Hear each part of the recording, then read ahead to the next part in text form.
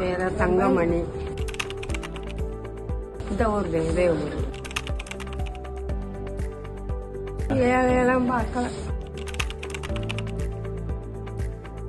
இல்லையே, பொம்பளை பிள்ளை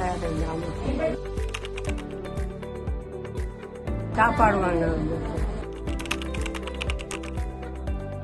ஒரு நேரம் சாம்பார், ரசம், கூட்டு, ஒரு நேரம் புளிக்குழம்பு, மோர், ஒரு நேரம் பிரியாணி, சிக்கன் பிரியாணி, அப்புறம் ஒரு வாரம் முட்டை. ஒரு நாளும் வாங்குறேன் நான்.